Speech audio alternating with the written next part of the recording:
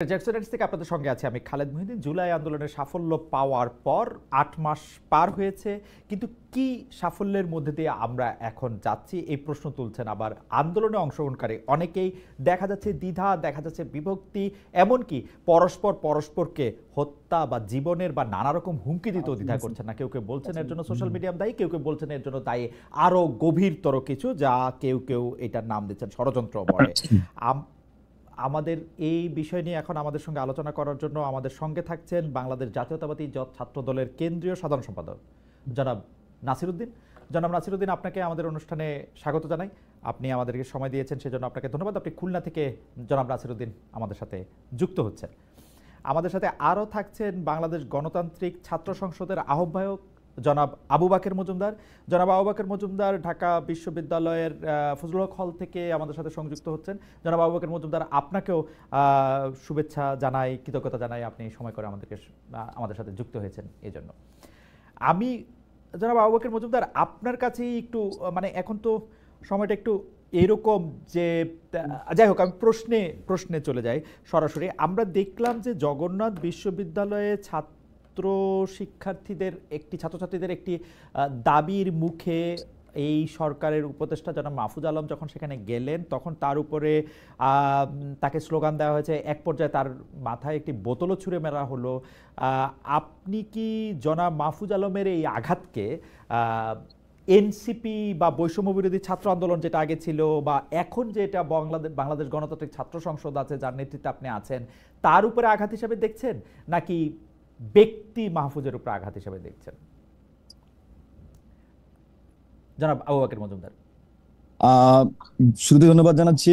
জি জি, আমাকে শোনা যাচ্ছে? জি জি, পরিষ্কার, ধন্যবাদ জানাচ্ছি খালেদ মহিউদ্দিন ভাইকে, আপনারা এখানে ডেকেছেন বিষয়গুলোকে পরিষ্কার করার জন্য। জনাব মাহফুজ আলম আসলে কে? মাহফুজ আলম হচ্ছেন গণ অভ্যুত্থানের একজন অংশীজন, যিনি আমরা যারা গণ অভ্যুত্থানের ফ্রন্টলাইনে ছিলাম আমাদেরকে বিভিন্নভাবে পরামর্শ দিয়ে এবং আন্দোলনকে ড্রাইভ করার জন্য আমাদেরকে সবসময় সহযোগিতা করেছেন। এবং ওনার এখানে ফ্যাসিবাদী আমলে ছাত্রলীগের বিরুদ্ধে, আওয়ামী লীগের বিরুদ্ধে ওনার দীর্ঘ স্ট্রাগল ছিল।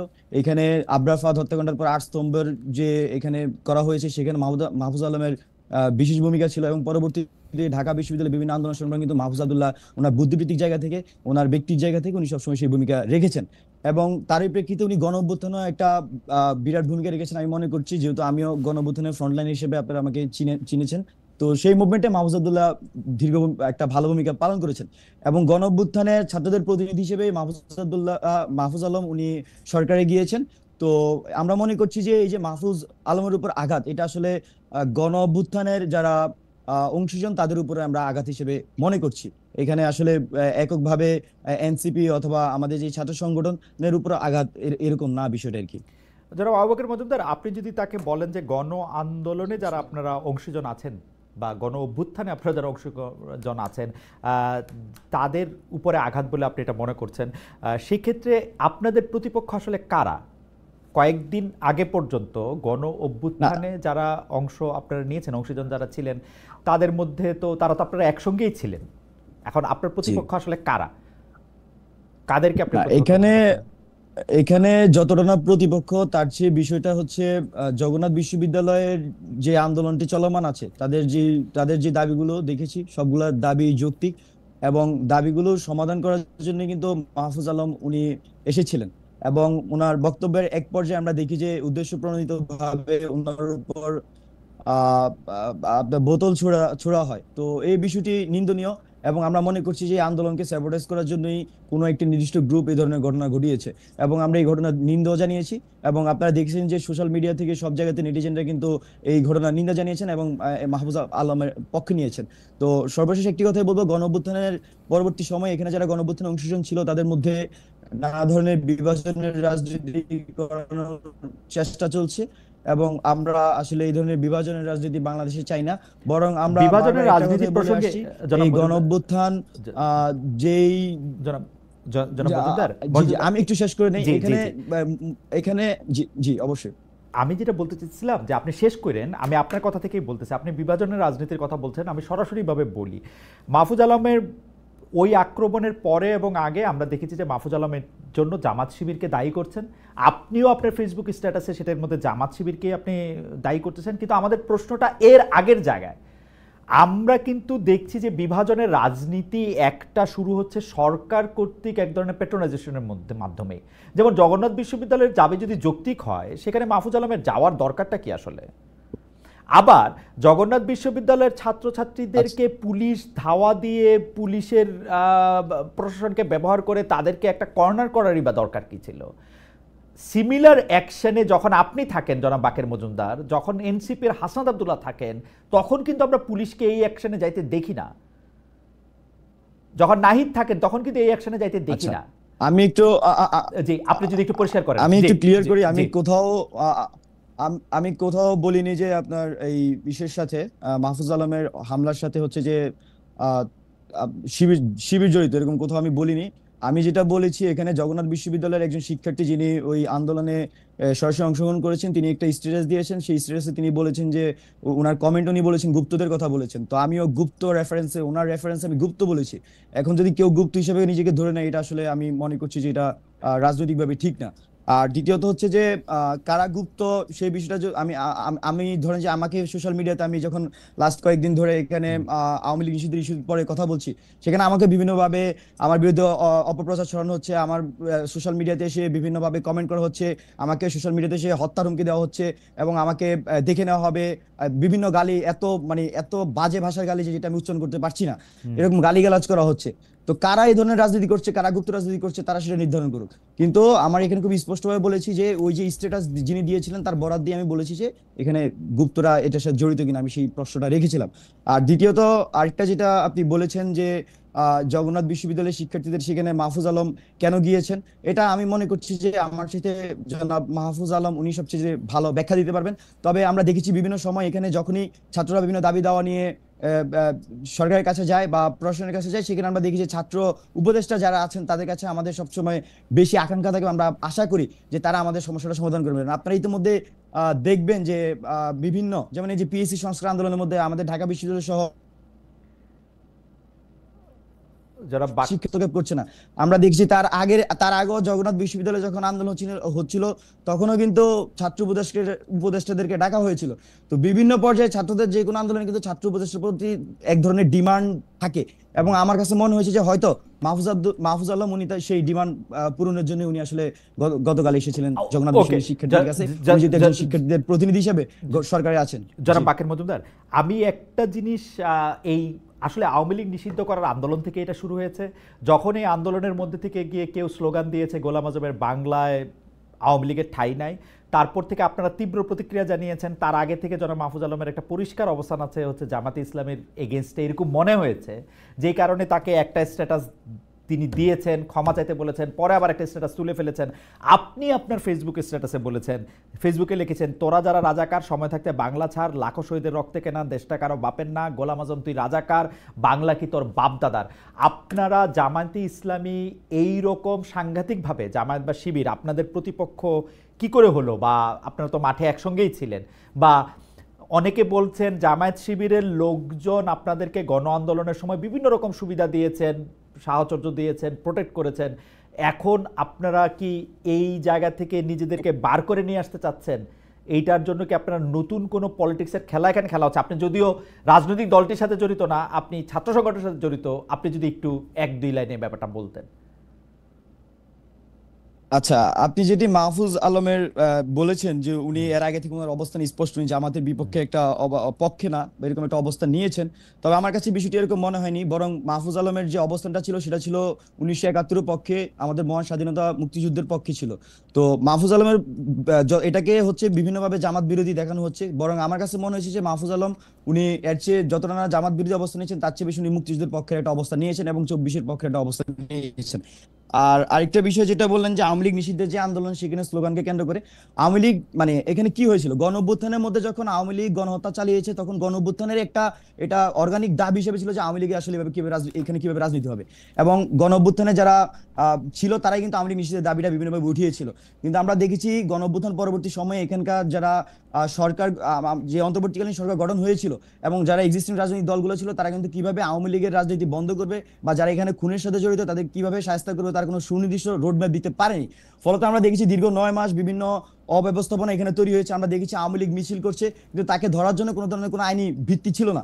তো এখানে সর্বশেষ এখানে এনসিপির মুখ্য সংগঠক দক্ষিণাঞ্চলের হাসনাত আব্দুল্লাহ উনি যখন আওয়ামী লীগ নিষিদ্ধের ডাক দেন এবং সর্বস্তরের ছাত্র জনতা কিন্তু সেখানে উপস্থিত হয়, এবং আমরা দেখি যে সেই শান্তিপূর্ণ আন্দোলন ভালোভাবে চলছিল এবং আওয়ামী লীগ নিষিদ্ধের জন্য মানুষ কিন্তু তাদের দাবি দাওয়া থেকে শুরু করে এখানে যে ধরনের পোর্ট্রেট দরকার সব করছিল। কিন্তু আমরা দেখি যে এক পর্যায়ে এখানে এই আন্দোলনকে স্যাবোটেজ করার জন্য এখানে দলীয় স্লোগান ব্যবহার করা হয়। এখানে আপনি যে স্লোগানের কথা উল্লেখ করেছেন যে গোলাম আজমের বাংলায় আওয়ামী লীগের ঠাই নেই, এরকম একটা স্লোগান দেওয়া হয়, এবং সেখানে আমরা দেখি যে শিবিরের যে সাংগঠনিক একটি গান সেটাও গাওয়া হয়। তো এটা যখন একটা গণমানুষের আন্দোলন এবং এখানে সর্বস্তরের মানুষজন অংশগ্রহণ করছে, বিভিন্ন দলমতের মানুষজন অংশগ্রহণ করছে, আমরা আমার আমার ব্যক্তিগতভাবে বা আমার সংগঠনে আমাদের মনে হয়েছে এই আন্দোলনটাকে ভিন্ন রূপ দেওয়ার জন্য আসলে এই ধরনের অবস্থা তৈরি করা হয়েছিল, এবং পরবর্তীতে আমরা তার গঠনমূলক ওকে, আমরা নিন্দা জানিয়েছি, আমরা আমাদের মতো করে সেটা ব্যাখ্যা দেওয়ার চেষ্টা করেছি। জনাব বাকের মজুমদার, আপনাকে ধন্যবাদ। আমি একটু জনাব নাসিরউদ্দিনের কাছে যাই। জনাব নাসিরউদ্দিন, আপনি বয়সে তরুণ, এবং কিন্তু আমি আপনাকে অনেকদিন ধরে জানি, বা বেশ কিছুদিন ধরে জানি, অনেকদিন ধরে আপনি আসলে বাংলাদেশের রাজনীতিকে পর্যবেক্ষণ করেন, বাংলাদেশের রাজনীতিকে বিশ্লেষণ করতে চেষ্টা করেন। সেই হিসাবে আমি আপনার কাছে একটু জানতে চাই যে আজকে জামায়াতকে, আপনাদের প্রতিপক্ষ হচ্ছে জামায়াত শিবিরকে নিয়ে আপনারা অনেক ধরনের কথা বলছেন সারাক্ষণ, মানে অফলাইনে অনলাইনে সারাক্ষণই আমরা এটা দেখতে পাচ্ছি। কিন্তু আজকে জামায়াতের যে অবস্থান, বা জামায়াতের যে আপনাদের মুখোমুখি অবস্থান, জামায়াতের যে শক্তিশালী অবস্থান যদি হয়, সেটার জন্য কি বিএনপিরই তো কৃতিত্ব বা দাবি করা উচিত? জামায়াতকে বাংলাদেশে রাজনীতি করতে দেওয়া, জামায়াতকে আসলে যদিও ৩ জোটের রূপরেখা থাকা সত্ত্বেও জামায়াতকে সরাসরি রাজনীতিতে আবার ৯১-এর পরে পুনর্বাসন করা, জামায়াতকে মন্ত্রিত্ব দেওয়া, জামাতের সাথে জোটের পর জোট করা, এবং বিএনপি তো আসলে জামায়াত যত না শক্তিশালী দল তার থেকে অনেক বেশি প্রতিনিধিত্ব দিয়ে এইটাকে সামনে নিয়ে আসছে, তাই না? আপনারা কি এরকম ফিল করেন যে জামায়াতের এখন আপনারা যত সমালোচনা করছেন সেটা স্বার্থের সমালোচনা, আদর্শের না? জনাব নাসিরউদ্দিন। আপনাকে ধন্যবাদ জনাব খালেদ মহিউদ্দিন ভাই, আপনাকে। আমরা আসলে এটি আপনি যেরকম ভাবে দেখছেন আমরা আসলে সেরকম ভাবে দেখছি না।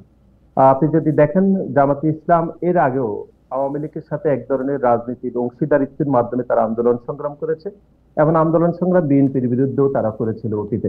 এবং বাংলাদেশ জাতীয়তাবাদী দলের সাথে জামাতে ইসলামের যে রাজনৈতিক জোট ছিল, এটি প্রথমে একটি আন্দোলনমুখী জোট ছিল, তারপরে আপনি জানেন তার পরবর্তী সময়ে এটি একটি সরকার গঠিত হয়েছিল এই দুই জোটের মধ্যে। অতীতে বিভিন্ন সময়ে জামাতকে বিভিন্ন আন্দোলনমুখী জায়গা থেকে বিএনপি সমর্থন করলো।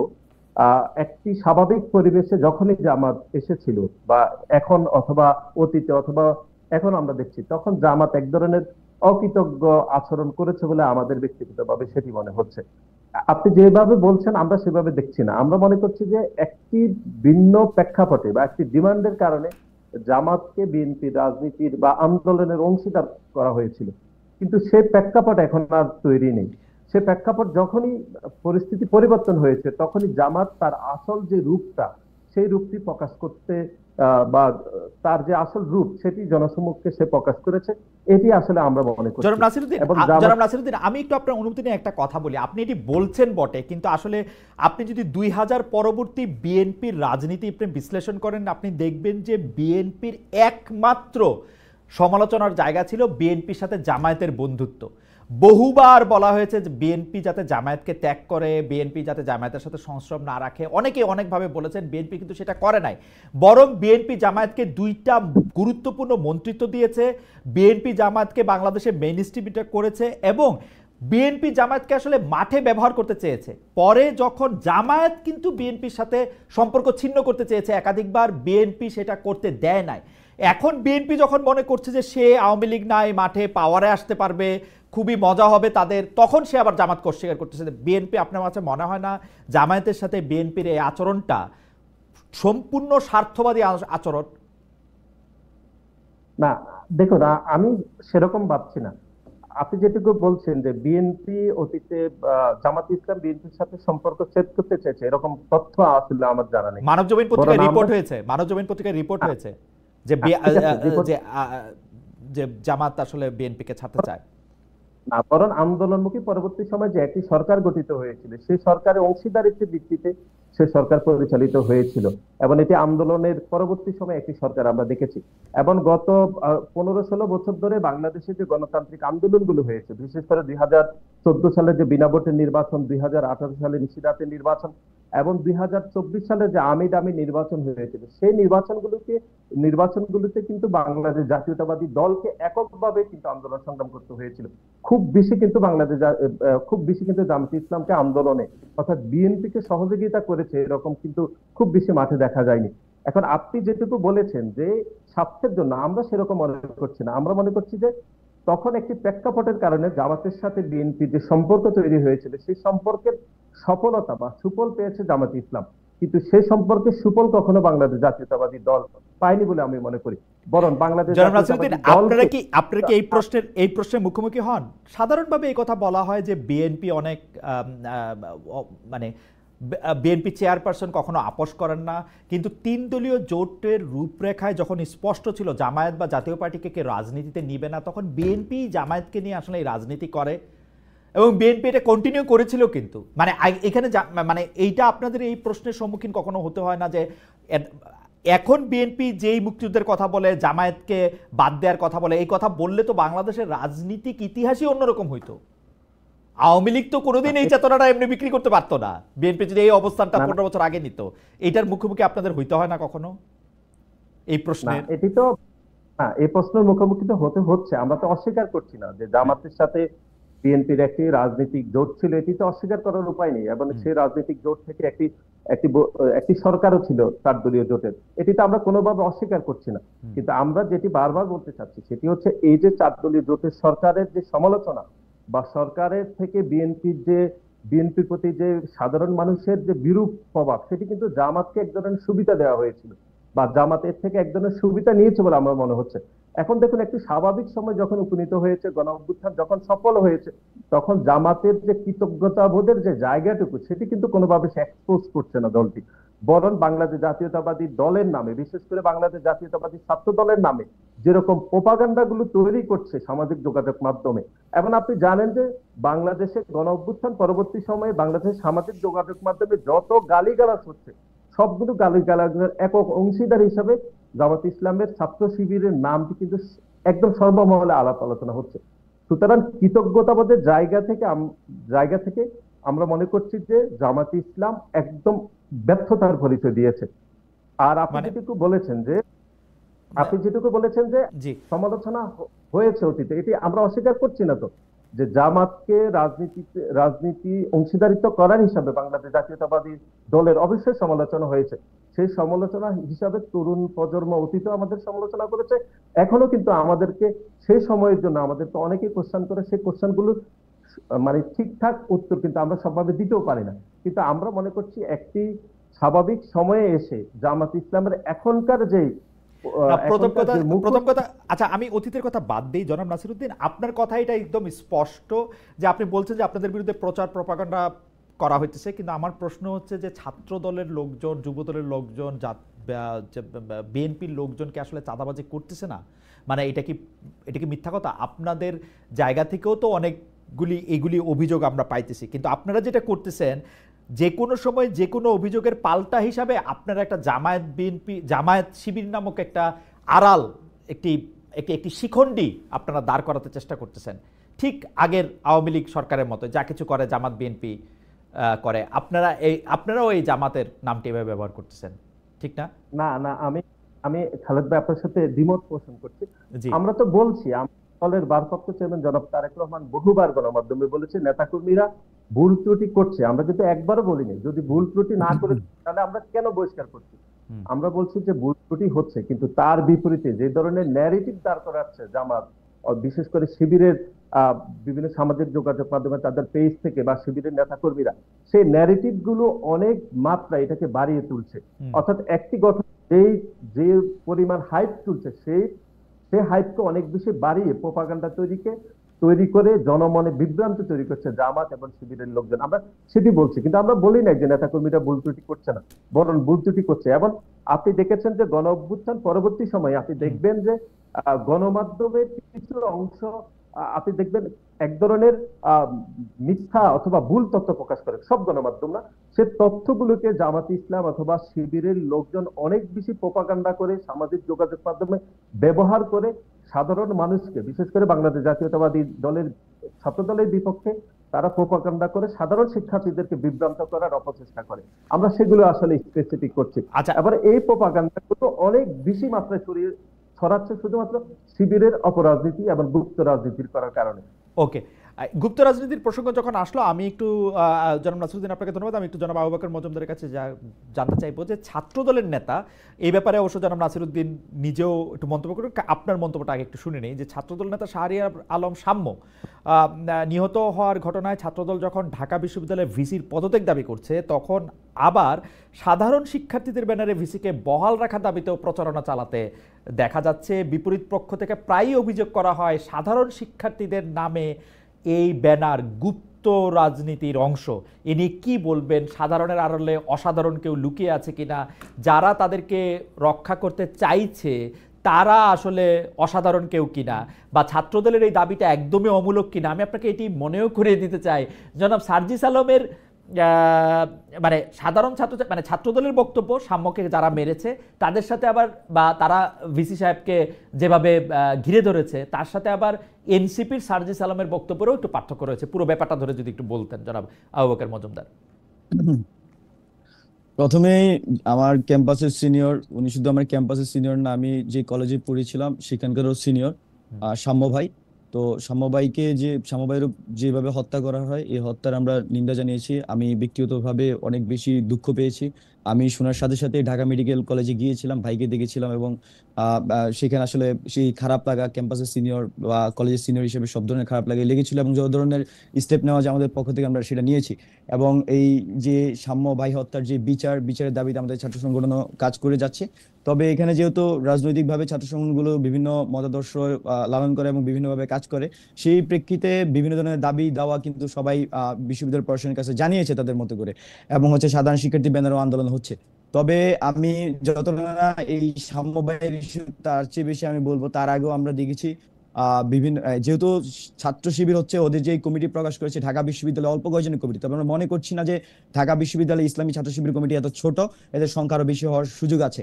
এবং এরা যে এই কমিটি প্রকাশ করছে না, বা এই যে কমিটি গোপন রাখার যে প্রবণতা, এবং এর মধ্যে কিন্তু আমরা দেখি যে একজন কিন্তু সে হয়তো শিবির করে বা শিবির নেগেটিভ আমরা দেখি বিভিন্নভাবে ফেসবুকে প্রচারণা করে, কিন্তু যখন সে তার রাজনৈতিক পরিচয়ে সে লুকায়, তখন দেখা যায় কি সে আসলে বিভিন্ন ধরনের বিভ্রান্তি তৈরি করতে পারে সাধারণ শিক্ষার্থী সেজে। এই সুযোগটা কিন্তু থেকে যায়। আমার কাছে মনে হয় জনাব নাসির ভাই এই ধরনের মন্তব্যই করেছেন, এবং এটা শুধু নাসির ভাই না, এটা আমরা সবাই যারা ক্যাম্পাসে ওপেনলি পলিটিক্স করি তাদের সবার জন্য কিন্তু এটা বিভ্রান্তি তৈরি করে। কারণ একটা ছেলে যখন সে একটা রাজনীতির মত কি বলে একটা রাজনীতির সে নেগেটিভ আমরা দেখি সোশ্যাল মিডিয়া থেকে বিভিন্ন জায়গায় সে প্রচার করতেছে, কিন্তু সে বাস্তবে এসে সে বলতেছে কোনো ধরনের রাজনৈতিক কর্মকাণ্ডে সে জড়িত না বা রাজনৈতিকভাবে পোস্টেড না। তো এটা কিন্তু আসলে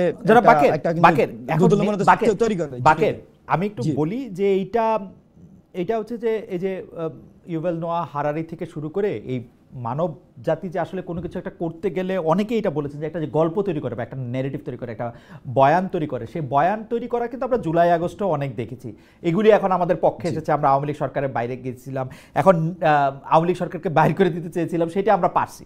কিন্তু এখন ন্যারেটিভ আসলে কে কেমনে তৈরি করতেছে সেটাও তো একটা প্রশ্ন। আপনি দেখেন মাহফুজ আলম সাহেব জগন্নাথ বিশ্ববিদ্যালয়ের ওইখানে যাওয়ার পরে গেলেন, ওইখানের মধ্যে তার মাথায় তাকে ভুয়া স্লোগান বা তার বিরুদ্ধে স্লোগান বা তার মাথার মধ্যে বোতল ছুঁড়ে ফেলা হলো।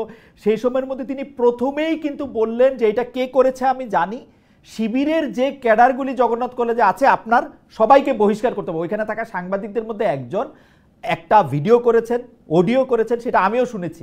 উনি বলেছেন এখানে থাকা শিবির ক্যাডাররা এটা করেছে এবং শিবির কেন করেছে এটা আমি জানি, আপনাকে সবাইকে একে বহিষ্কার করতে হবে। এইটাও কি একটা আপনারা যে সব কিছু শিবিরকে বা জামায়াতকে দোষ দিচ্ছেন, এইটাও একটা বয়ান তৈরির অংশ কিনা জনাব বাকের মজুমদার? আচ্ছা, এখানে মাহফুজ আলম উনি সরকারের মাননীয় উপদেষ্টা, উনি কোন প্রেক্ষাপট থেকে উনি এটা বলেছেন উনি আমাদের সাথে ভালো বলতে পারবেন। তবে আমাদের যে দৃষ্টিভঙ্গি, আমরা বিশ্ববিদ্যালয় লেভেলে আমরা কাজ করি, আমরা শিক্ষার্থীদের মাঝে কাজ করি, আমরা দেখি যে শিক্ষার্থীদের মাঝে পরিচয় গোপন করে একটা অংশ বিভিন্ন ধরনের প্রোপাগান্ডা ছড়ায় এবং এখানে বিভিন্নভাবে মিথ্যা অপবাদ মানুষকে দেয়। আপনি দেখবেন আমি এখানে যখন আওয়ামী লীগ নিষিদ্ধের যে আন্দোলন, সেই আন্দোলনে যখন সেখানে স্লোগান নিয়ে আমি কথা বলেছি, কেন এই ধরনের স্লোগান দেওয়া হলো, এটার মানে কি, আমি যখন এসব নিয়ে আওয়াজ উঠিয়েছি, আমার বিরুদ্ধে সাথে সাথে কোথায় আমি নাকি 25,000 টাকা আমি কেলেঙ্কারি করছি, কোথায় কার কার বাঁশের কেলা নাকি এইসব পেজ টেজ দিয়ে হচ্ছে যে বিভিন্নভাবে অপপ্রচার ছড়ানো হচ্ছে।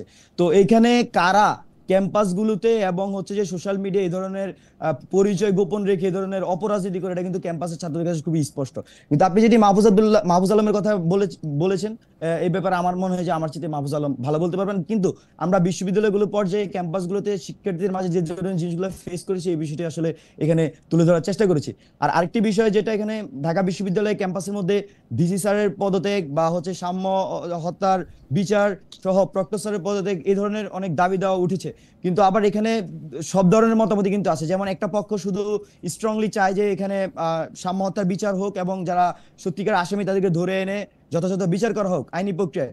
আবার হ্যাঁ, এখানে ছাত্রদল থেকে বা আরেকটা অংশ মিলে ওনারা কিন্তু বলছেন যে ওনারা মনে করছেন এখানে এই খুনের দায় নিয়ে বিশ্ববিদ্যালয় প্রশাসনের সর্বোচ্চ প্রশাসনের যে দায়িত্বরত আছেন বিএসআর পদত্যাগ করা উচিত। তবে আমরা মনে করছি বিশ্ববিদ্যালয়ের যে ক্যাম্পাসের নিরাপত্তা এবং সারা দেশে বিশ্ববিদ্যালয় পর্যায়গুলোতে নিরাপত্তা বাড়ানো উচিত। এবং 5 আগস্ট পরবর্তী সময় আমরা দেখেছি বিভিন্ন সময় বিভিন্নভাবে ক্যাম্পাসকে অস্থিতিশীল করার পরিস্থিতি তৈরি করা হয়েছিল, এবং আমরা শিক্ষার্থীদের পক্ষ থেকে বলতে চাই ক্যাম্পাসকে কোনোভাবে অস্থিতিশীল করা যাবে না, বরং আমরা এই সমস্যাগুলোকে কিভাবে সুষ্ঠুভাবে সমাধান করতে পারি তার জন্য নিজেদের মধ্যে আলোচনা করা উচিত এবং আরো বেশি পরিকল্পনা মাফিক কাজ করে একটা স্থিতিশীল অবস্থা আমাদের মধ্যে আমার মনে হয় নিয়ে আসা উচিত। জনাব বাকের মজুমদার, আমি প্রশ্নটি করে রাখি। কথা ছিল জুলাই আন্দোলনের স্পিরিটটা ছিল এরকম যে কোনো ধরনের কোনো ছাত্র সংগঠন বড় দলের বা মূল দলের কোনো লেজুর ভিত্তি করবে না। এই মূল দলের লেজুর ভিত্তি যে করবে না এইটার মধ্যে কিন্তু মূল দলের কোনো লেজুর ভিত্তি করবে না, মূল দলের লেজুর ভিত্তিটা না করার জায়গা থেকে আপনি এটা দেখতে পান। আসলে আমরা দেখতে পাচ্ছি যে গণতান্ত্রিক ছাত্র সংসদের পক্ষ থেকে আপনারা কিন্তু এনসিপি যেটা রাজনৈতিক দল, তার রাজনৈতিক দলের নেতারা কিভাবে 150টা গাড়ি চড়তেছেন, কিভাবে রাজনৈতিক দলগুলোর অফিসে ভাড়া দেওয়া হচ্ছে, কিভাবে ইফতার পার্টি করা হচ্ছে, কিভাবে একটার পর একটা গাড়ি পাল্টানো হচ্ছে, কিভাবে একজন রাজনৈতিক নেতা এনসিপির তাদের আসলে চেহারা থেকে শুরু করে ভোল সব পাল্টে যাচ্ছে, সেগুলির ব্যাপারে আপনারা কোনো প্রতিবাদই করছেন না। কার থেকে টাকা নেওয়া হবে, কার থেকে টাকা নেওয়া হবে না, সে ব্যাপারে আপনারা কিছু বলছেন না। এইটার কারণ কি বলে আপনি মনে করেন সেটা আপনি আমাদের একটু বলবেন, আমরা যখন ফিরে আসবো আপনার কাছে। এর আগে আমরা একটু বলতে চাই যে দর্শকদের কাছে আমরা একটু জানতে চাইছিলাম যে সোশ্যাল মিডিয়ায় আওয়ামী লীগের প্রচারণা বন্ধ করতে চায় অন্তর্বর্তীকালীন সরকার। দর্শকদের কাছে জানতে চেয়েছিলাম সরকারের এই উদ্যোগ সমর্থন করেন কিনা। সরকারের এই উদ্যোগ সমর্থন করছেন শতকরা 73% দর্শক, এবং এই উদ্যোগ সমর্থন করছেন না শতকরা 27% দর্শক। আমরা দেখতে পাচ্ছি যে বেশিরভাগ দর্শক, মানে 57,000 দর্শকের মধ্যে 73% দর্শক এই প্রচারণা অন্তর্বর্তীকালীন সরকার যে করতে চায় সেটার পক্ষে আছেন। আমাদের সাথে কি জাতীয়তাবাদী ছাত্র দলের সাধারণ সম্পাদক জনাব নাসিরউদ্দিন আছেন?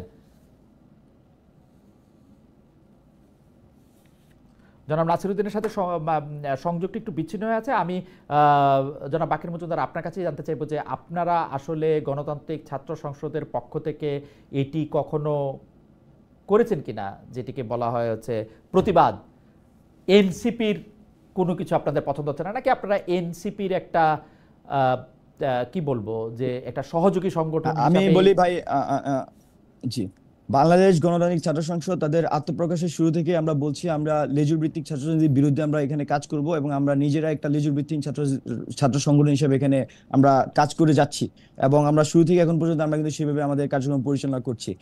আপনি যদি বলেছেন যে এখানে এনসিপি বিভিন্ন বিষয়ে ঠিক আছে, আপনি প্রশ্নটা একটু বড় করে দিয়েন জনাব বাকের মজুমদার, কারণ আমরা নাসির সাহেবকে পেয়েছি। আমরা নাসির সাহেবের কাছে সাম্য হত্যা নিয়ে আমরা একটু কথা বলে আসি। আমাদের দর্শকরা বলছেন আমি এনসিপির কথা বলতে চাচ্ছি যে রেলে নিয়োগ বাণিজ্য, বিভিন্ন জায়গায় নিয়োগ বাণিজ্য, জজ সাহেব বদলি, নানা ধরনের জিনিসের কথা শোনা যেতেছে। এটা আপনারা শোনেন কিনা, আপনারা এটাকে কিভাবে ডিল করতেছেন, অর্থাৎ গণতান্ত্রিক ছাত্র সংসদ?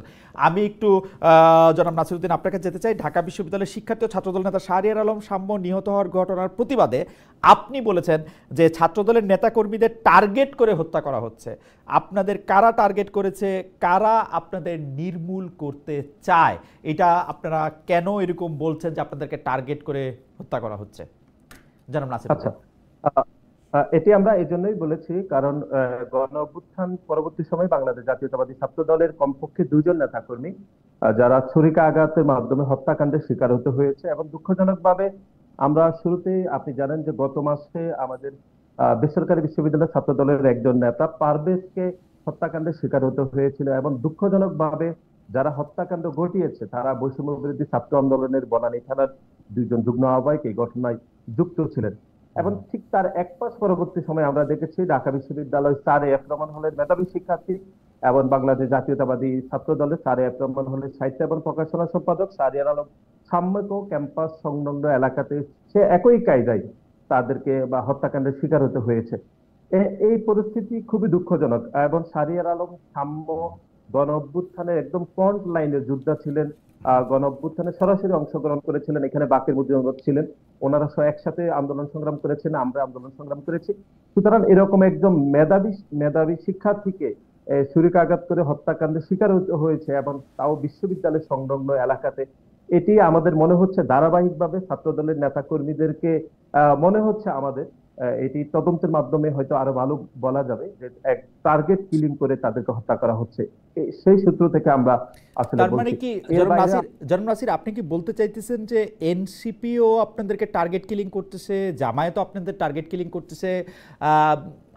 আপনাদের তো এখন আওয়ামী লীগ ছাড়া কোনো বন্ধু নাই দেখি আমি। না না, আওয়ামী লীগ আমাদের কোনোভাবে বন্ধু না।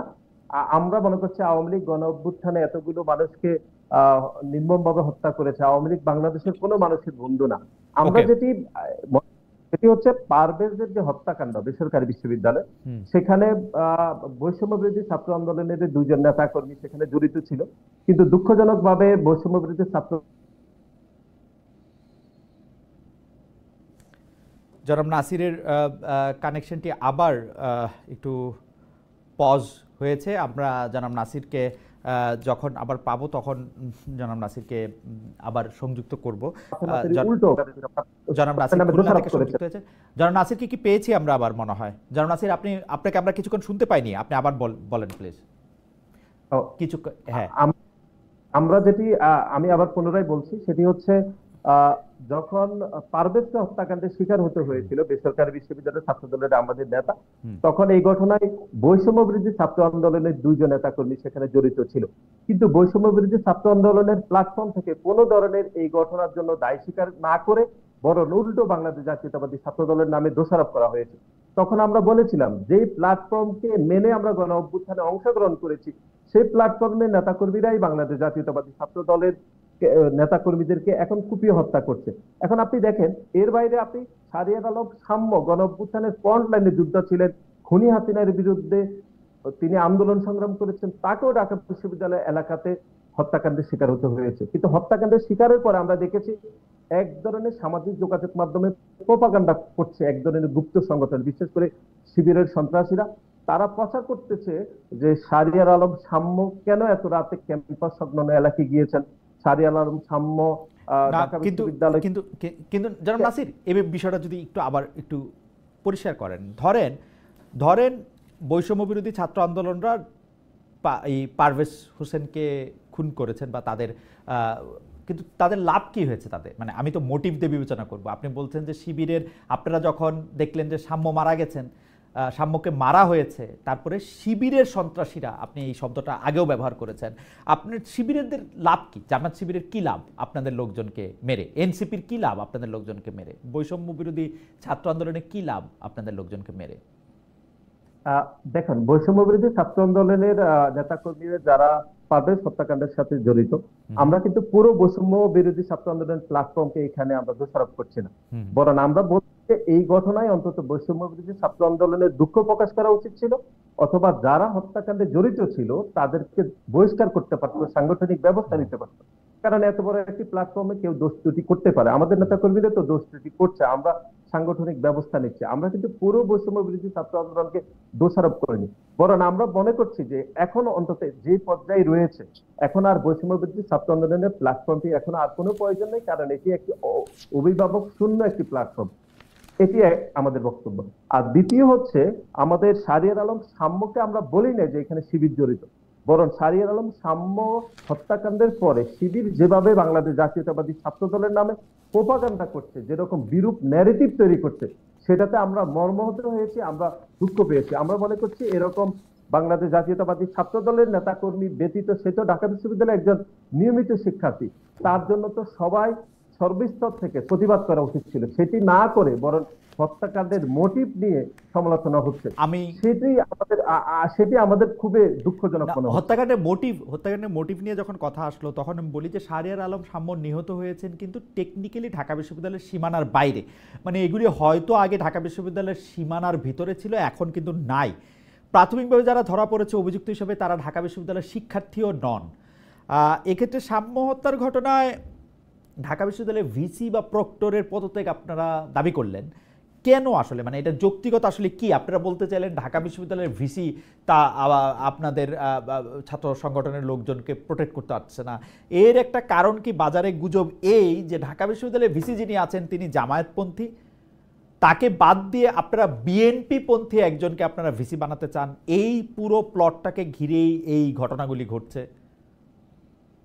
না, আমি তো কোনোভাবেই জানি না ঢাকা বিশ্ববিদ্যালয়ের মানে ভাইস চ্যান্সেলর জামাতপন্থী কিনা। লোকজন মনে করেন, অথবা শিবিরের লোকজন মনে করেন যে তার ঢাকা বিশ্ববিদ্যালয় মাননীয় ভাইস চ্যান্সেলর জামাতপন্থী। আমি সেরকম মনে করছি না।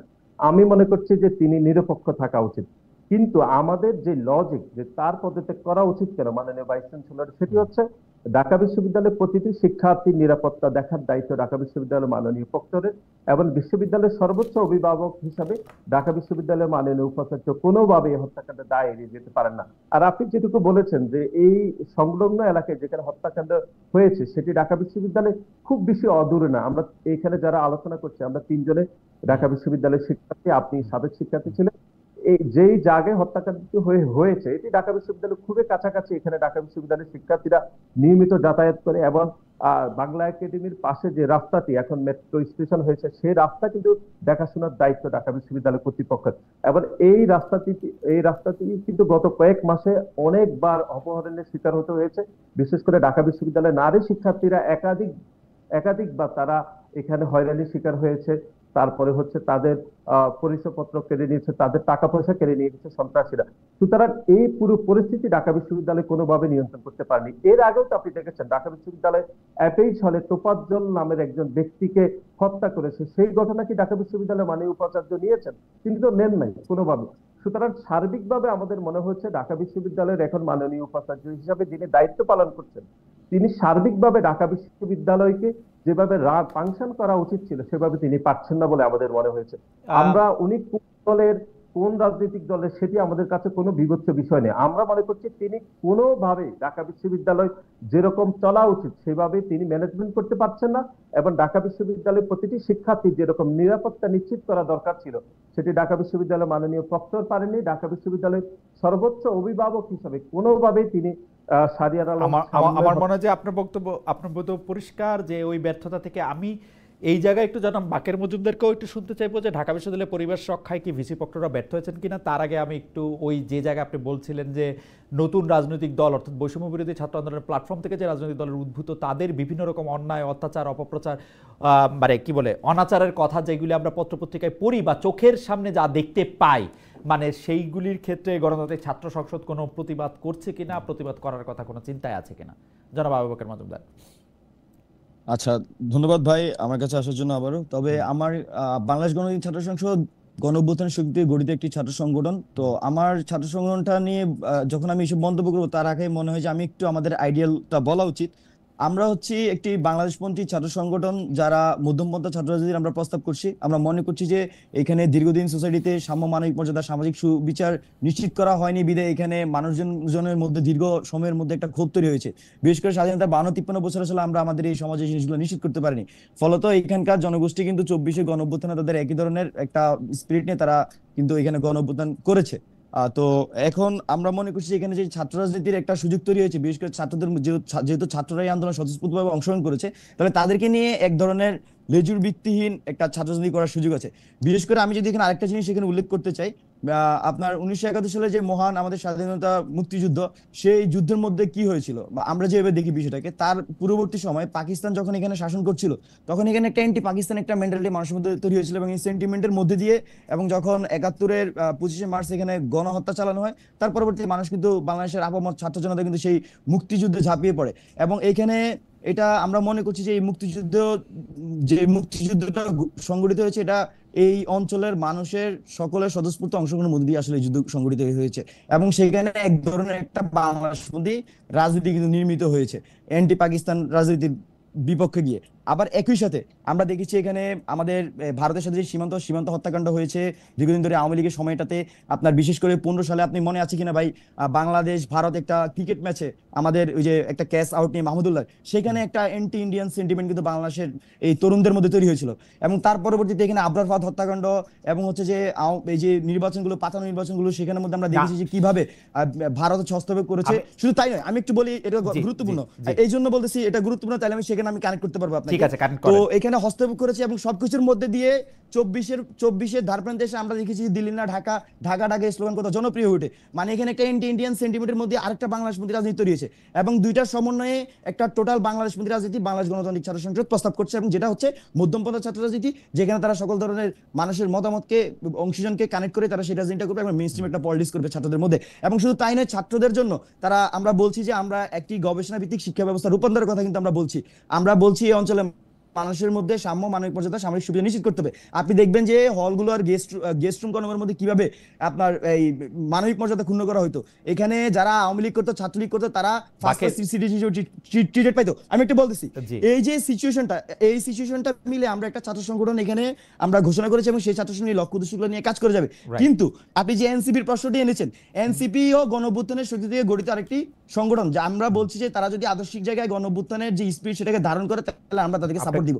আমি কেন আমাদের আইডিয়াটা বলেছি এই কারণে, তাহলে আপনি এনসিপির সাথে কানেক্ট করতে পারবেন। এখন এনসিপির বয়স 3 মাস, আপনার কি মনে হচ্ছে তারা ধারণ করছে এই যে আপনি যে প্ল্যাটফর্মটা বললেন সেই প্ল্যাটফর্মটার চেতনা? আমি আপনাকে বলি, এনসিপির যে তানভীরের বিষয়ে আর্থিক ওই যে এনসিটিভির একটা আলাপ এসেছিল, আমরা কিন্তু আমাদের সংগঠন থেকে কিন্তু আমরা যথেষ্ট সমালোচনা করেছি, এবং আপনি খুঁজলে পাবেন ডকুমেন্টেশন হিসেবে। যখন আমি বৈষম্য বিরোধী কাজ করতাম ওই সময় আমি এই তানভীর যে ওনার নামে সবার আগে প্রেস রিলিজ আমি বাকি দিয়েছি। তো এবং যে এখানে যে গাড়ি ইস্যুর কথা আসছে বা অর্থনৈতিক বিষয় অনেক সময় আসে, এই বিষয়গুলোতে যদি ক্যাম্পাসে সবার আগে ছাত্রদের মধ্যে সরব থাকে, এটা আমরা মনে করছি বাংলাদেশ গণতান্ত্রিক ছাত্র সংসদ এই বিষয়ে সরব থাকে। এখানে আমরা কোনোভাবে এখানে এনসিপির সাথে আমাদের কোনো ধরনের কোনো লেজুর ভিত্তিক কোনো সম্পর্ক নাই। এটা যারা বিভিন্নভাবে অনেকে এটা দেখানোর চেষ্টা করে, কিন্তু আমি মনে করছি যুক্তিসঙ্গতভাবে এবং কোনো রেফারেন্স বা প্রমাণের মাধ্যমে কোনোভাবে এটা প্রমাণ করতে পারবে না। এবং আপনি দেখবেন আমরা যে আওয়ামী লীগ নিষিদ্ধের যে দাবি দিয়েছি, সেটা গণ আন্দোলন, সেখানে আমরা গিয়েছি। এখানে যখনই আমাদের আদর্শিক জায়গায় সেটা যেই হোক, সেটা যদি বিএনপির সাথে হয় আমরা সেটা যাইতে আমাদের কোনো প্রশ্ন নেই। আপনারা দেখেছেন যে আওয়ামী লীগের বিরুদ্ধে যখন আমরা যে কমিউনিটি আকারে ওয়ার্ক করতেছি, এই কমিউনিটি যখন জুলাই আগস্ট যে গণঅভ্যুত্থান, সেই গণঅভ্যুত্থানে কিন্তু আমরা কাজ করেছি। তো এখানে কোনোভাবে এই সুযোগ নাই যে এনসিপির সাথে কাজ করলে সেই ধরনের কোনো আপনার বক্তব্য পরিষ্কার। আপনি ঢাকা বিষয়, অর্থাৎ আপনারা আলাদা এন্টিটি, আপনাদের জায়গা, আদর্শ জায়গায় আপনাদের সাথে কোনো, আপনি যদি ঢাকা বিশ্ববিদ্যালয়ের প্রশাসন সম্পর্কে বলেন, ভাইস চ্যান্সেলর সম্পর্কে বলেন, প্রক্টর সম্পর্কে বলেন, একটা স্পষ্ট অবস্থান ছাত্রদের রয়েছে। জনাব নাসিরও এটা বললেন। আপনাদের কি অবস্থান? আপনারা কি মনে করেন ঢাকা বিশ্ববিদ্যালয়ের ভিসি ব্যর্থ, তাকে আসলে এখান থেকে চলে যাওয়া উচিত, চলে যেতে হবে?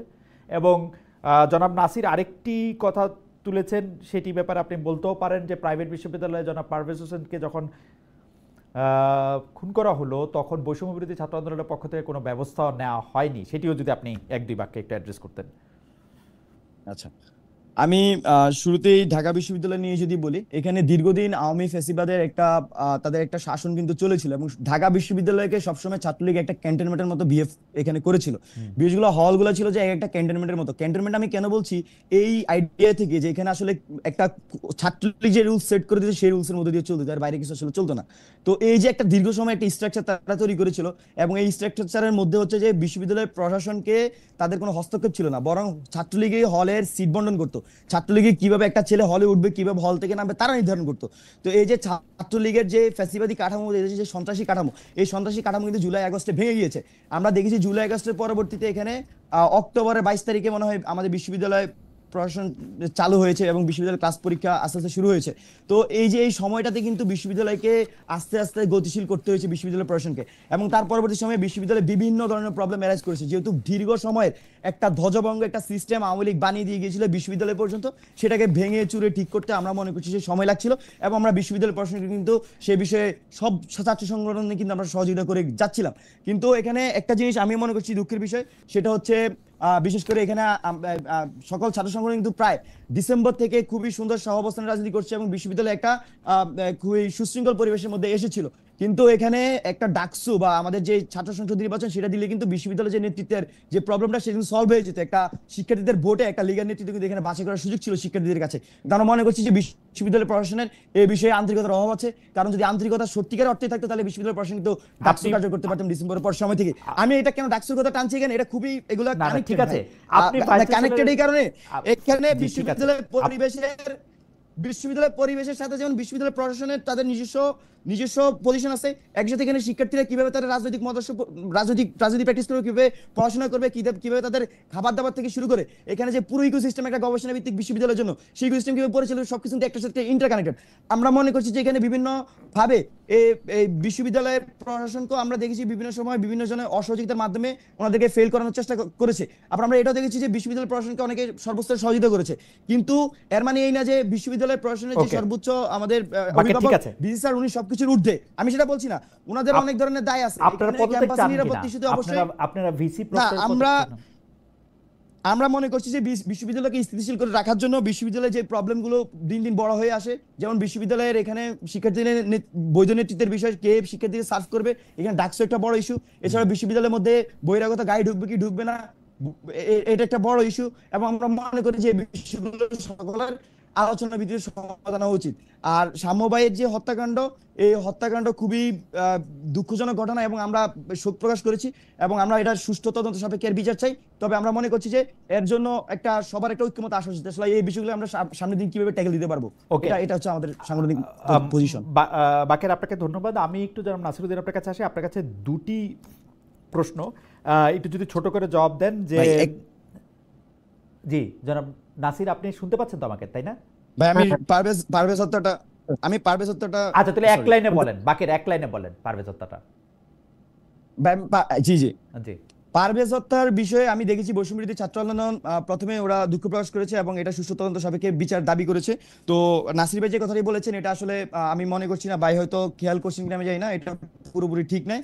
আর এখানে খুবই আমাদের যে আমরা মনে করছি যে এই কমিউনিটির যে রাজনৈতিক পজিশন হওয়া উচিত সবসময়, এখানে রাজনৈতিক পজিশন হচ্ছে যে আমরা গুম খুন সন্ত্রাসের বিরুদ্ধে আমাদের অবস্থান থাকবে, আমাদের বাংলাদেশের 2024-এর পক্ষে অবস্থান থাকবে, এটা ছাত্র জনতার সর্বস্তরের অবস্থান হওয়া উচিত এবং এর সাথে আমাদের কোনো দ্বিমত নাই। আর এখানে যারা সন্ত্রাসী কার্যক্রম করছে বা আগামী দিনে সন্ত্রাসী কার্যক্রম করার মতো চিন্তা ভাবনা করছে তাদেরকে আমরা হুঁশিয়ারি দিতে চাই। এখানে শুধু পারভেজ হত্যায় নয়, এখানে আমাদের যে সাম্যবাহিক হত্যা করেছে সেটা নয়, যে কোনো ধরনের কেউ যদি অপতৎপরতা এই বাংলাদেশে চালাতে আসে আমরা কিন্তু সংগঠিতভাবে গণঅভ্যুত্থানের সহিত তাদেরকে প্রতিহত করব। ওকে, ঠিক আছে। আমরা জনাব নাসিরউদ্দিন ছোট করে প্রশ্ন, সেটা হচ্ছে যে গত সোমবার ঢাকা বিশ্ববিদ্যালয়ের রাজু ভাস্কর্যের সমবেত কণ্ঠে জাতীয় সঙ্গীত গেয়েছে ছাত্রদল, ছাত্র ইউনিয়ন, গণতান্ত্রিক ছাত্র সংসদ, ছাত্র ফেডারেশনের নেতাকর্মী সহ বিশ্ববিদ্যালয়ের অন্য শিক্ষার্থীরাও। মঙ্গলবার ছাত্র শিবিরের কেন্দ্রীয় যে সেক্রেটারি জেনারেল আছেন তার সঙ্গে আমার কথা হয়েছে, কেন্দ্রীয় সেক্রেটারি সাধারণ সম্পাদক, তার সাথে আমার কথা হয়েছে, জেনারেল সেক্রেটারি, তারাও দাওয়াত পেলে এই অনুষ্ঠানে যেতেন, তাদেরকে দাওয়াত কেন দেওয়া হয় নাই? আপনারা কি ছাত্র শিবিরের সাথে একটা ইনক্লুশনের রাজনীতি না করে একটা এক্সক্লুশনের রাজনীতি করছেন কিনা? আচ্ছা, দাওয়াত দেয়া কেন হয়নি সেটির তো কারণ নিশ্চয়ই জনাব হচ্ছে নুরুল ইসলাম সাদ্দাম জানেন। কারণ শাহবাগে যে আন্দোলনটি হচ্ছিল, বিশেষ করে সে আন্দোলনে কারা জাতিসংগীত যখন সেখানে জাতিসংগীত গাওয়ার জন্য যখন চেষ্টা করা হচ্ছিল তখন কারা বিরোধিতা করেছিল জাতিসংগীতের, সেটি কিন্তু আমরা গণমাধ্যমে দেখেছি। সেটি বিরোধিতা করছিল শিবিরের বিভিন্ন পর্যায়ের নেতৃবৃন্দরা এবং তারা যে দুঃসাহস দেখিয়েছে, সেখানে স্লোগান দিয়েছে গোলাম আজমের বাংলাদেশে, আমরা বাকিটা আর না বললাম। আমরা মনে করছি বাংলাদেশের কখনো গোলাম আজমের ছিল না। সুতরাং এরকম উদ্যুত্তপূর্ণ যে স্লোগান দেওয়া হয়েছে এবং জাতিসংগীত গাওয়ার জন্য যারা বিরোধিতা করেছে, বাধা দিয়েছে, সেই সংগঠনকে কিভাবে রাজু ভাস্কর্যের সম্মুখে যে সম্ভবত জাতিসংঘে যাওয়া হয়েছে, সেখানে কিভাবে আমন্ত্রণ জানানো হয়, অথবা তারা কিভাবে আমন্ত্রণ চাচ্ছে, সে বা নির্লজ্জের মতো আমরা তো সেই ব্যাখ্যাই খুঁজে পাচ্ছি না না। মানে আমরা তো আমরা তো মনে প্রথম কথা ওইটা বাংলাদেশ ইসলামী ছাত্র শিবিরের একটি অফিসিয়াল অবস্থান না। যারা এখানে গান গেয়েছে, জাতীয় সঙ্গীতের গান গেতে বাধা দিয়েছে, সেটা ইসলামী ছাত্র শিবিরের অফিসিয়াল অবস্থান না। দ্বিতীয় কথা হচ্ছে যে আপনারা তাদেরকে আমন্ত্রণ জানানোর পরে আপনারা বলতে পারতেন যে তাদের কোনো ভিন্ন অবস্থান আছে কি নাই, সেটা আপনারা করেন নাই। বিভিন্ন জায়গায় আমরা ইসলামী ছাত্র শিবিরের সাথে মানে তাদেরকে এক্সক্লুড করার রাজনীতি আসলে বেশি দেখতে পাচ্ছি, তাদেরকে ইনক্লুশনের না, এবং না, ট্যাগ দেওয়া। না না, সেটা শুরু করেছে জামাত ইসলামী ছাত্র সংগঠন, ছাত্র শিবির। তারা Okay. সামাজিক মাধ্যমে যে ধরনের প্রোপাগান্ডা করছে, অথবা যে ধরনের ন্যারেটিভ দাঁড় করাচ্ছে বিভিন্ন ছাত্র সংগঠনের বিরুদ্ধে, অথবা ব্যক্তি পর্যায়ে যে ধরনের গালি গালাজ গালমন্দ করছে, সেরকম একটি ছাত্র সংগঠনকে আপনি যে এক্সক্লুসিভ রাজনীতির মধ্যে আনার জন্য আপনি চিন্তা ভাবনাই করতে পারবেন না। অথবা এই যে পরিস্থিতি তৈরি হচ্ছে, পুরো পরিস্থিতির দায় কিন্তু ছাত্র শিবিরকে নিতে হবে।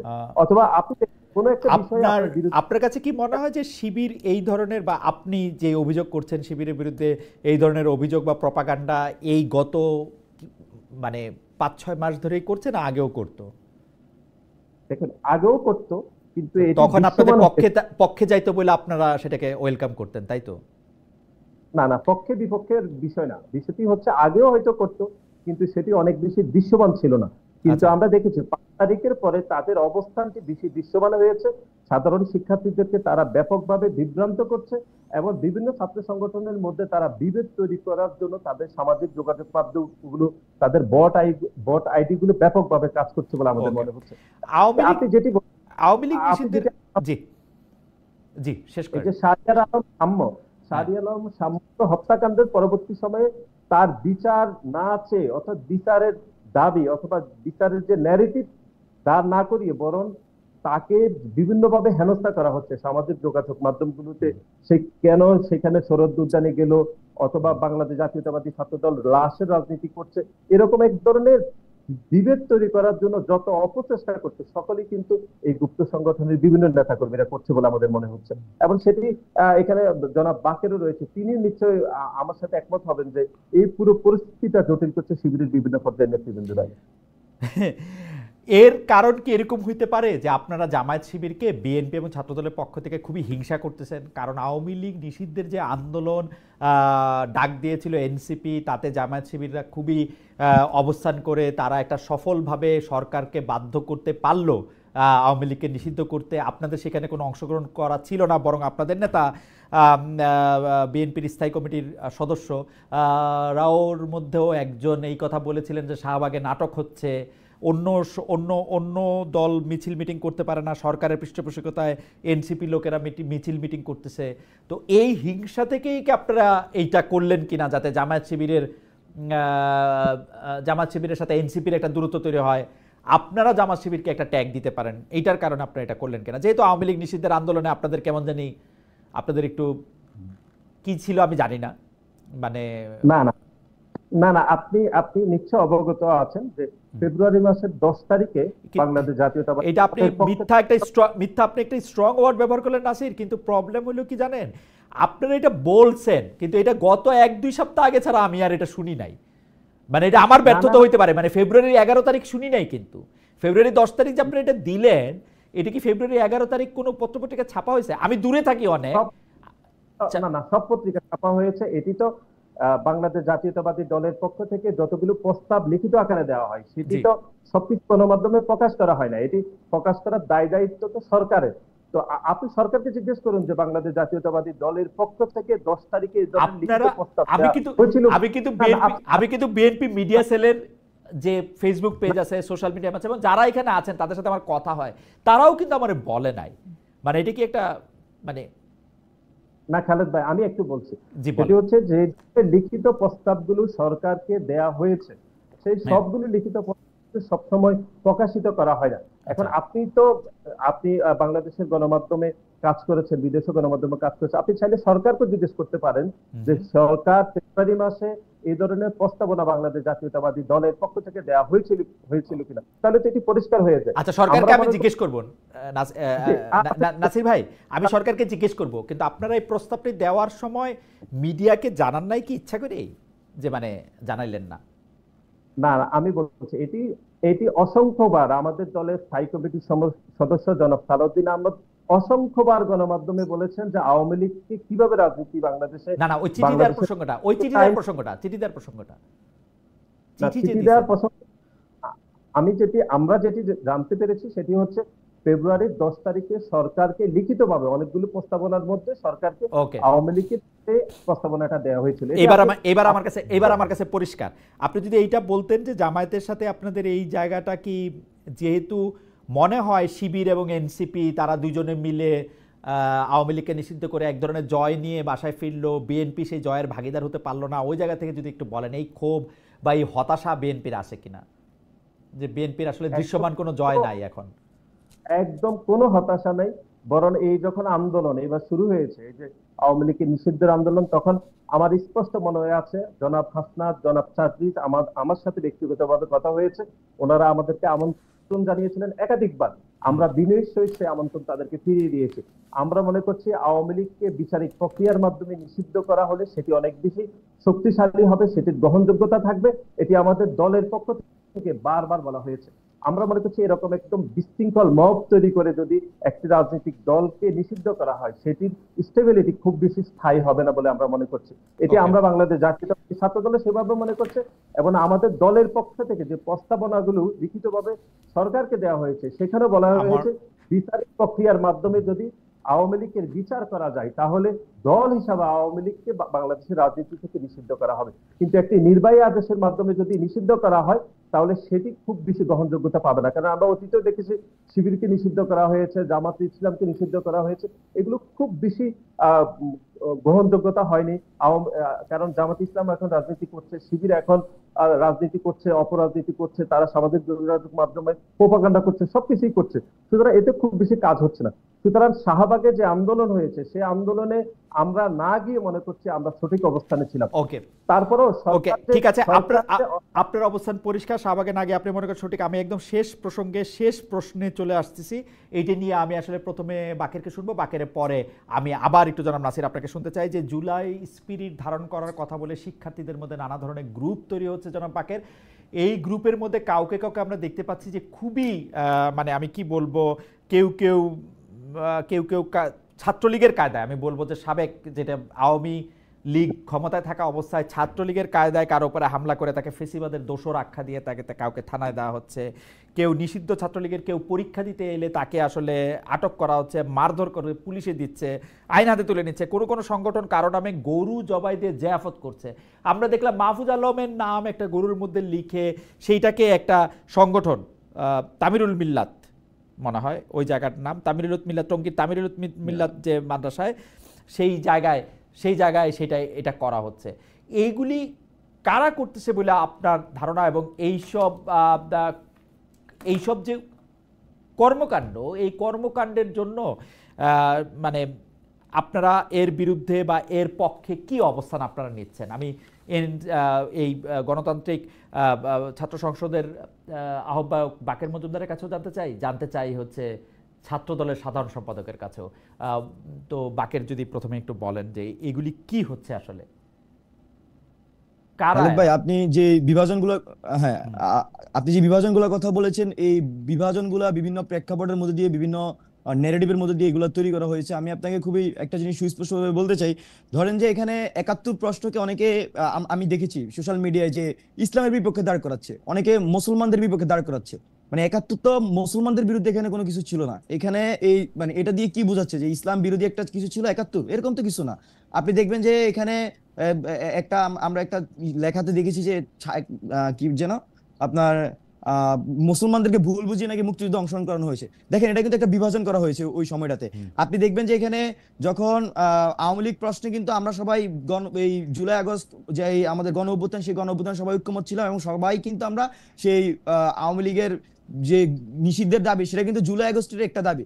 আমরা দেখেছি যে আওয়ামী লীগ এই জুলাই আগস্টে যখন পতন হয়, তার পরবর্তী সময়ে কিভাবে আওয়ামী লীগকে ট্রিট করা হবে তার কোনো সুনির্দিষ্ট কোনো রোড ম্যাপ রাজনৈতিক দলগুলো দিতে পারে নাই, এবং হচ্ছে যে এখানকার যে অন্তর্বর্তীকালীন সরকার তারাও কিন্তু দিতে পারে নাই।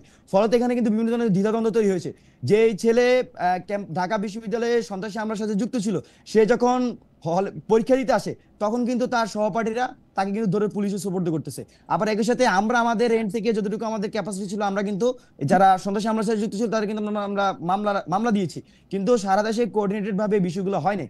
ফলত মানুষ দেখেছে যে বিভিন্ন সময় কারা সন্ত্রাস করেছে, কারা এখানে মানুষের উপর অত্যাচার করেছে তাদেরকে, এবং জুলাই আগস্টে কারা সন্ত্রাস করেছে তাদের কিন্তু মানুষ ধরে স্বতঃস্ফূর্তভাবে তাদেরকে থানায় দিয়ে আসার একটা প্রবণতা আমরা দেখেছি এই জুলাই আগস্ট পরবর্তী সময়ে। তো আমরা মনে করছি যে এটা আমাদের জুলাই অভ্যুত্থানের পরবর্তী সময়ে বিভিন্ন রাজনৈতিক দলগুলোর একটা ঐক্যমত আসা প্রয়োজন ছিল, কিভাবে যারা এই গণহত্যার সাথে জড়িত এবং তারা আসলে কিভাবে তাদের কিভাবে বিচার প্রক্রিয়া সম্পন্ন হবে। হ্যাঁ, এখানে ট্রাইব্যুনাল গঠিত হয়েছে, কিন্তু আমরা দেখছি যে এই ট্রাইব্যুনাল গঠিত হলেও আওয়ামী লীগ দল হিসেবে কিন্তু তারা এখানে আন্দোলন করছিল, তারা কিন্তু মিছিল মিটিং করছিল। তো সর্বশেষ আওয়ামী লীগ নিষিদ্ধের যে আন্দোলন, আমরা মনে করছি যে এই যে সরকারের যে পদক্ষেপ, এটা একটা সুষ্ঠু পদক্ষেপ ছিল, কারণ যতদিন না বিচারিক প্রক্রিয়া শেষ হবে, সম্পন্ন হবে, তার আগ পর্যন্ত আসলে কোন প্রক্রিয়ায় আপনি যারা গণহত্যার সাথে জড়িত বা গণহত্যার সাথে জড়িত যে এই দলটি, তাকে কিভাবে আপনি ট্রিট করবেন। তো আমরা এই বিষয়টাকে সাধুবাদ জানাই। কিন্তু আপনি যে বিভাজনের রাজনীতির কথা বলছেন, আপনি দেখবেন যে আমরা যখন শাহবাগে আওয়ামী লীগ নিষিদ্ধের আন্দোলনটা করছিলাম, এখানে কোনো ধরনের বিভাজন ছিল না, সবাই স্বতঃস্ফূর্তভাবে অংশগ্রহণ করছিল। হ্যাঁ, বিএনপি এখানে অংশগ্রহণ করে নাই, তাদের কাছে মনে হয়েছে যে আওয়ামী লীগের নিষিদ্ধের প্রক্রিয়া ভিন্ন রকম হইতে পারে, কিন্তু আমাদের কাছে মনে হয়েছে যে এখানে মাঠের রাজনীতির মধ্যে দিয়ে আসলে এই জিনিসটাকে ত্বরান্বিত করা উচিত, কারণ আমরা দেখেছি বিগত সময়গুলোতে এই জিনিসগুলো যেগুলো আমরা মাঠে না নামি সেগুলো ঠিকভাবে কিন্তু ওয়ার্ক করে না। এটা একটু জানার জন্য যারা বাকের মজুমদার, মানে আপনার কাছে এটা কি মনে হয়, মানে সেপ্টেম্বরে উপদেষ্টা পরিষদের মধ্যে এই কথাটা উঠার পরও, অক্টোবরে এটা নিয়ে চর্চা হওয়ার পরও আপনাদের মাঠে গিয়ে আন্দোলন করতে হলো কেন ডক্টর মোহাম্মদ ইউনূস সরকারের ইয়াতে?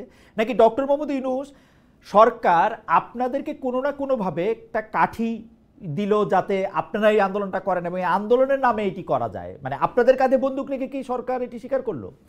কি মনে হয় আপনার?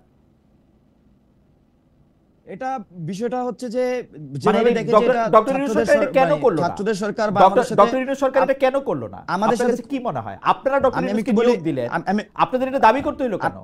হ্যাঁ, বিষয়টা হচ্ছে যে যেভাবে এটাকে পোর্ট্রেট করা হয় যে ছাত্রদের সরকার, ছাত্ররা যেটা বলে সেটা হচ্ছে বা একদম লোকালি এই জিনিসটাকে খুব এস্টাবলিশ করা হয়েছে, কিন্তু বাস্তবতা লোকালি না। জনাব মজুমদার, আপনি খেয়াল করেন, ডক্টর ইউনূস বলেছেন ছাত্ররা তাকে নিয়োগ দিয়েছে, লোকালি না। আমি একটু বলি তাহলে, আমি একটু বলি এখানে আমি বলছি সব জায়গায় এটা এস্টাবলিশ করা হয়েছে, কিন্তু বাস্তবতা হচ্ছে যখন জগন্নাথ বিশ্ববিদ্যালয়ের শিক্ষার্থীরা তাদের যৌক্তিক দাবি নিয়ে যায় তখন কিন্তু তারা গুলির মুখে পড়তেছে। এবং আমরা দেখতেছি যে এই অন্তর্বর্তীকালীন সরকারের বিভিন্ন পর্যায়ে তাদের কিন্তু সমন্বয়হীনতা আছে।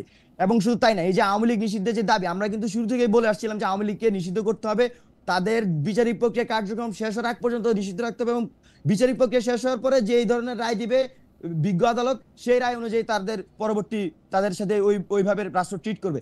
কিন্তু আমরা দেখেছি যে এই জিনিসটা তো কিন্তু বিভিন্ন ধরনের গড়িমসি ছিল।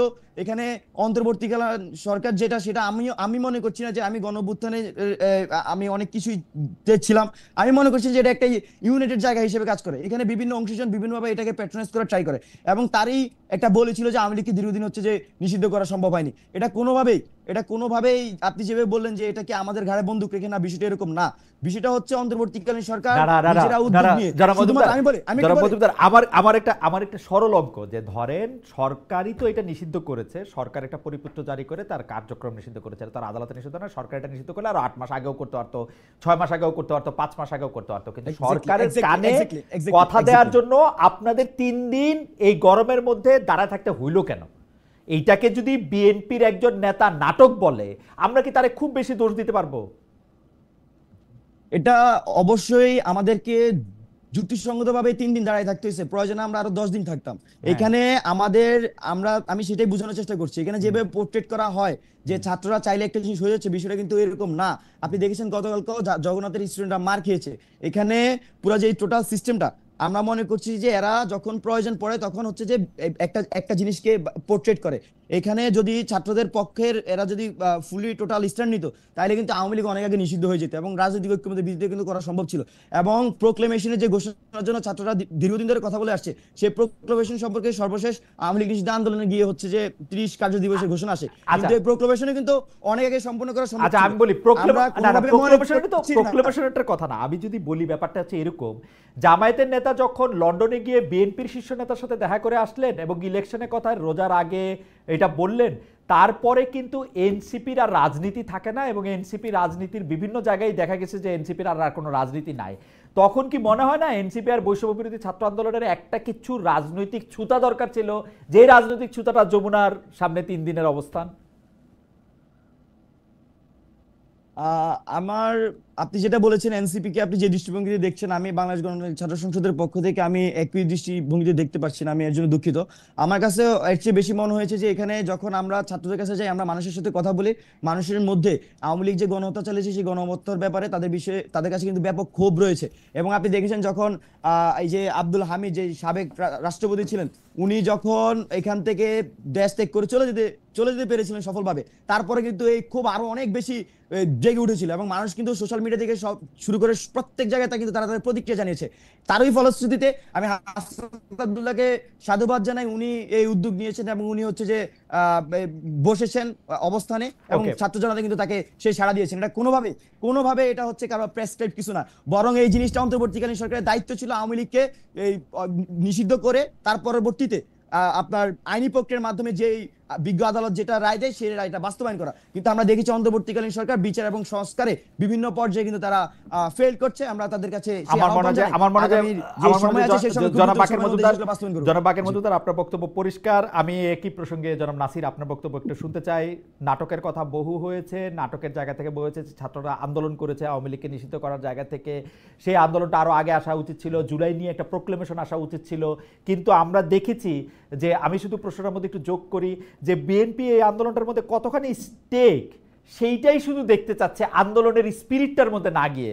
আপনার কাছে কি মনে হয়, মানে বিএনপি আসলে কত শক্তিশালী দল, বিএনপি 15 বছর ধরে কত কিছু করছে, কিন্তু এই আন্দোলনটা কেন হয়েছে, এটার ফলে কি পরিবর্তন দরকার এবং এইটার জন্য আসলে কি কি জিনিস করা দরকার, আওয়ামী লীগ নিষিদ্ধ প্রশ্নে বা এই বিচার প্রশ্নে কি করা দরকার, সেই জায়গায় বিএনপিকে আমরা আসলে খুব, বা ছাত্রদলকে খুব বড় একটা ভূমিকা নিতে দেখছি না, এই হচ্ছে অভিযোগ। আপনি যদি 2-3 মিনিট বলেন, আমাদের অনুষ্ঠানের সময় প্রায় শেষ। প্রথমত হচ্ছে আমরা একদম স্পেসিফিক ভাবে যেটি বলতে চাই সেটি হচ্ছে, ধরুন শাহবাগে যে আন্দোলনগুলো গত কয়েক বছর হয়েছে, বিশেষ করে আপনি জানেন গণজাগরণ মঞ্চের যে আন্দোলন হয়েছিল, তখনও বাংলাদেশ জাতীয়তাবাদী ছাত্রদল সে আন্দোলনে অংশগ্রহণ করে নাই। আন্দোলন তো জুলাই আগস্টে আমরা করেছি, সেই আন্দোলনে বাকের করেছে, আমরা করেছি। আন্দোলন যেই ধরনের হয়, যেই মাত্রায় হয়, সরকারের বিপক্ষে হয়, পুলিশের গুলির বিপক্ষে হয়, খুনি হাসিনার রক্তচক্ষুকে উপেক্ষা করে যেরকম আন্দোলন হয়, সেই আন্দোলন কি আপনি গণজাগরণের মঞ্চের আন্দোলন দেখেছেন? সেই আন্দোলন কিন্তু সরকারের পৃষ্ঠপোষকতায় আন্দোলন হয়েছে। এবং গত কয়েকদিন আগে শাহবাগে অথবা যমুনার সম্মুখে যে আন্দোলন হয়েছে, সে আন্দোলনও কিন্তু আমরা প্রায় একই মাত্রায় দেখেছি, আমরা খুব আলাদা কিছু দেখছি না। অথবা আপনি দেখেন যমুনার সম্মুখে এখন জগন্নাথ বিশ্ববিদ্যালয়ের শিক্ষার্থীরা যে আন্দোলন করছে, সে আন্দোলনের সাথে হাসনাত আব্দুল্লাহ সহ জনাব বাকেররা কয়েকদিন আগে যে আন্দোলন করেছেন আওয়ামী লীগ নিষিদ্ধের দাবিতে, দুই আন্দোলনের ধরন কি একই হচ্ছে? একই হচ্ছে না, বরং হাসনাত আব্দুল্লাহকে আন্দোলনের সময় আমরা দেখেছি, এই যে কয়েকদিন আগে সেখানে সিটি কর্পোরেশন থেকে পানি এনে স্প্রে দেওয়া হয়েছে, তার থাকা খাওয়ার ব্যবস্থা করা হয়েছে, যাবতীয় ব্যবস্থা করা হয়েছিল, যেটি গণজাগরণের মঞ্চে আমরা দেখেছিলাম। না জনাব নাসির একটু কি খেয়াল করুক, মানে এনসিপি যাই করুক, এই গণতান্ত্রিক ছাত্র সংসদ যাই করুক, বিএনপি এইটার খুব, ছাত্রদল এটার খুব বিরোধিতা করতেছে। যেমন ধরেন এই যে বিরোধিতার সাথে ছাত্রদলের বা বিএনপির আসলে আদর্শগত দ্বিধাও নাই, সেই জায়গার মধ্যেও বিরোধিতা করতেছে। যদি যমুনাতে গিয়ে ছাত্রদের কিছু অংশ, বৈষম্য বিরোধী ছাত্র আন্দোলনের কিছু অংশ বা এনসিপির কিছু অংশ যদি আন্দোলন করে, আওয়ামী লীগ যদি নিষিদ্ধ চায়, সেটা নিয়ে বিএনপির আলাদা অবস্থা থাকতে পারে, কিন্তু সেটাকে কটাক্ষ করা, সেটাকে একটা ষড়যন্ত্রের অংশ বলা বা যে কোনো কিছু, আমি দেখতেছি যে এনসিপি যাই করতেছে বিএনপি এটার একটা সমালোচনা করতেছে, গণতান্ত্রিক ছাত্র সংসদ যাই করতেছে বিএনপি এটা সমালোচনা করতেছে। কারণটা কি? এনসিপি কেমনে বিএনপির প্রতিপক্ষ হইল, বৈষম্য বিরোধী ছাত্র আন্দোলন প্ল্যাটফর্ম কেমনে ইয়ার প্রতিপক্ষ হইল, শুধু কৃতিত্বের জায়গা থেকে? না, আমার কোনোভাবে মনে হচ্ছে না যে আমরা সবকিছু বিরোধিতা করছি। আমরা বলছি আন্দোলনের ধরন নিয়ে আমাদের বিরোধিতা রয়েছে। অর্থাৎ আচ্ছা, এই যে জুলাই আগস্টে হাসনাত আব্দুল্লাহ যেরকম আন্দোলন করেছে, গত কয়েকদিন আগে আন্দোলনের ধরন তো দুই রকম ছিল।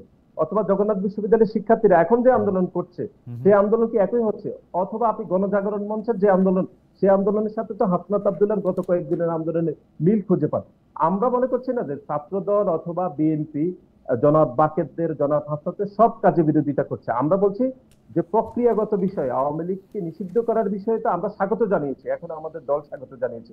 কিন্তু আমরা প্রথম থেকে বলে আসছি যে বিচারিক প্রক্রিয়ার মাধ্যমে যদি আওয়ামী লীগকে নিষিদ্ধ করা হয়, তাহলে দল হিসাবে এটি স্টেবিলিটি বেশি থাকবে, অথবা মানুষ জানতে পারবে যে আওয়ামী লীগ জুলাই এবং আগস্টে 2000-এরও বেশি মানুষকে প্রকাশ্যে দিনে দুপুরে যে খুন করেছে, সেটার বিচারিক প্রক্রিয়া বহুদিন ধরে চলবে, এটি মানুষ হাজার বছর ধরে মনে রাখবে। কিন্তু একটি নির্বাহী আদেশের মাধ্যমে যদি আওয়ামী লীগকে নিষিদ্ধ করা হয়, সেটি খুব বেশি, আমরা যেটি বারবার বলছি, স্টেবিলিটি হয় না, মানুষ মনে রাখে না। আমরা যেরকম শিবিরকে নিষিদ্ধ করেছে, জামাত ইসলামকে নিষিদ্ধ করেছে, বরং এটি কোনো গুরুত্ব পাচ্ছে না বলে মনে হচ্ছে। কিন্তু এখন সরকার যে কাজটি করেছে, অর্থাৎ সেই কাজটি তো বিএনপি বহুদিন থেকে সরকারকে যেটি বলে আসছে, সেই না কাজ জনাব নাসির, একটু খেয়াল করেন, ধরেন ধরেন এনসিপি বলল আওয়ামী লীগের নিযুক্ত প্রেসিডেন্টকে চাই না, এনসিপি তখন জন্মায় নাই, বিএনপি বলল যে না ওকেই চাই। ধরেন ইয়া বললো যে সংবিধানের একটু সংস্কার প্রয়োজন, বিএনপি বললো যে না কোনো সংস্কার হবে না। ধরেন যাই বলতেছে, ধরেন বললো যে এইটাকে এই করতে হবে, সেইটাকেই আসলে বিএনপি বিরোধিতা করতেছে। মানে বিএনপি এনসিপিকে এতখানি বিরোধিতা করাটা কি যৌক্তিক আপনার কাছে মনে হচ্ছে কিনা, আপনি যদি এটা বলেন? আন্দোলনের ধরনটার প্রসঙ্গে আমরা আলাদা রাখি, মানে বিএনপি কি নতুন নতুন ফ্রন্টে সংঘাত, যুদ্ধ এগুলি খুলতেছে কিনা, নাকি কেউ কেউ যে বলেন যে ঢাকা একরকম, বড় বড় মহানগরগুলি একরকম, ঢাকার বাইরে বিভিন্ন জায়গায় থানা উপজেলা শহরগুলিতে এই টেন্ডার, চাঁদাবাজি, কলেজ স্কুলগুলিতে সিট, সেগুলি নিয়ে বিএনপির সাথে এই জুলাই আগস্টের আন্দোলনের, বৈষম্য বিরোধী ছাত্র আন্দোলনের একটা সরাসরি সংঘাত হচ্ছে বলেই সেটার প্রভাব পড়তেছে সারা দেশে? না, আমি এরকম কোনোভাবে মনে করছি না। বরং আপনি যেটি বলেছেন রাষ্ট্রপতিকে অপসারণের বিষয়ে, বিএনপির পক্ষ থেকে বলা হয়েছে এটি সাংবিধানিক সংকট তৈরি হতে পারে, সেজন্য আমরা বলেছি যে এটি অন্যভাবে সমাধান করা যায়, যেটি আমাদের দলের পক্ষ থেকে বলা হয়েছে।